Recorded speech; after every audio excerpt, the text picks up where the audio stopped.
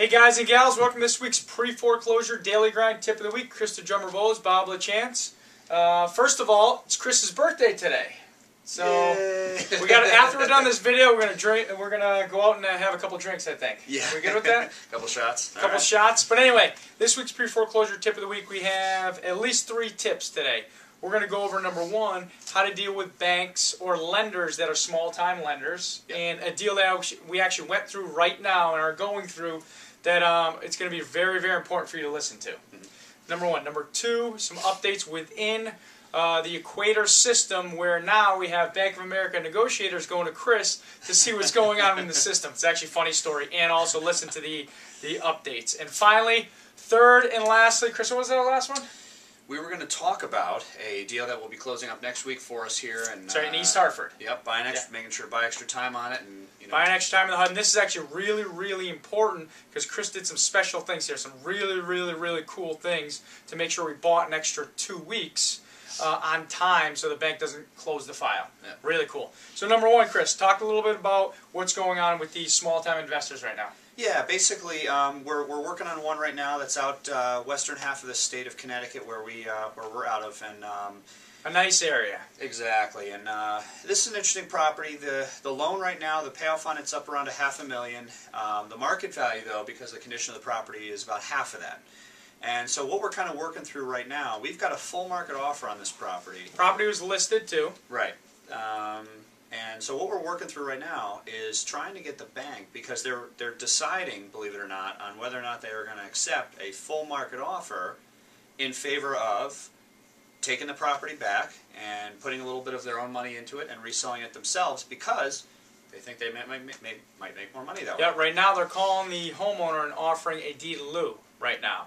So what they're doing, they're actually analyzing the background, saying, hey, if we put $100,000 of our own money back into this property, are we going to end up making more money? Right.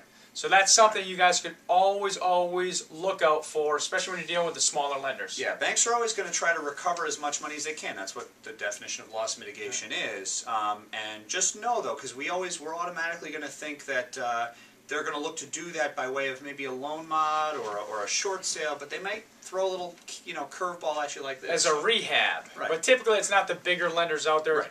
Look for that at smaller lender level. Right. Bank of America, Chris, what's going on with there, and how and why we have negotiators calling you? About a week ago, this is on the Equator short sales, they changed the process a little bit now, such that when you go through and you submit your offer, you complete that task, you upload the contract itself, and then upload the HUD and all that good stuff, what they'll do is they do their BPO, and then when that stuff comes back, if they somehow mystically think that offer is not high enough, what you'll see on Equator, so look out for this, is to be sent backwards in time to the task of submitting the offer again, which is like the second or third task you need to complete.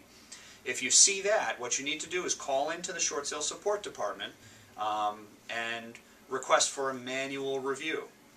So that then what they'll do is they'll inform the negotiator, you need to revisit this thing. So what they do in the background is they send it through some computerized valuation system, and it'll shoot out a X amount of value.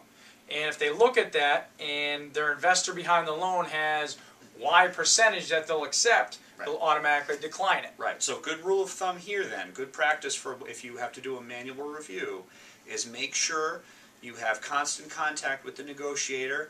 Upload repair estimates, comparables, any other good information you have, and like I said, keep in constant contact with the negotiator, so that hopefully not only will the negotiator make sure to look at that evidence, but they'll also hopefully at least give you a heads up if the offer is still not adequate, because what they're supposed to do is just nix it right on the spot. And so if you can get them going, get them talking, maybe they'll let you know so that you at least have a second opportunity. Also, know right away, this is another tip, Chris, we forgot to include.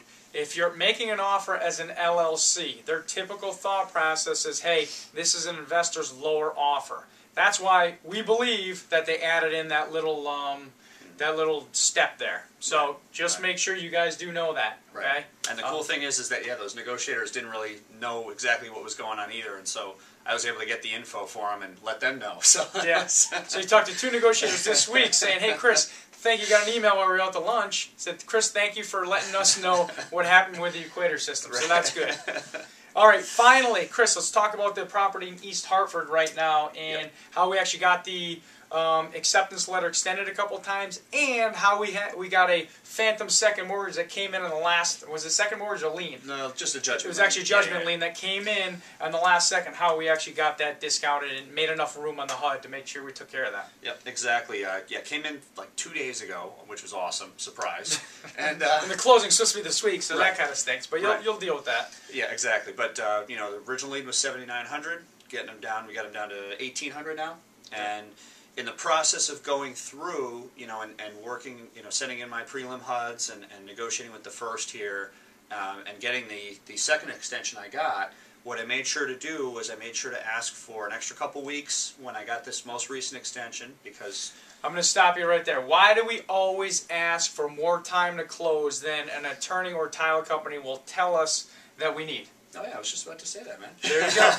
Why do we do that? Well, because we've been in the business for a good while. We've done several hundred short sales. We know it. We know. Yeah. So always know the takeaway in that one, though, what Chris was trying to say there. Yeah. It's his birthday today. We got to let him off the hook today. Yeah. No, but what Chris's point was that make sure you always ask for more time due to the fact that obviously buyer's finance coming in is always there's always going to be additional stuff at the last minute, always. Yeah. And the other thing is too is that, you know, sometimes those last minute things can be financial things, and so I always look to kind of pad the property taxes a little bit to give us a little extra room. And in this case, you know, like I said, $1,800 is what this judgment lien's taken. Yep. I built in about $3,000 in extra as a buffer there, so that now, you know, I can go back to B of A and not only say, listen, we've already got this thing released, but we're only talking $1,800. You guys are still making more. Pad your preliminary HUD-1 settlement statement so you could leave a little room for whatever comes in last. Mm-hmm. Who knows? Something could happen. Yep. But anyway, also check out finersolution.com. We're actually rolling it out, Chris, this weekend. Excellent. Okay? Whole new page. It's a small business workspace. Manage your websites, manage your contacts, manage your whatever you want to manage. Everything. Scheduling. You name it. Check it out. Finersolution.com. Chris Drummer Bose, Bob Lachance getting back to it this week's pre-foreclosure tip of the week.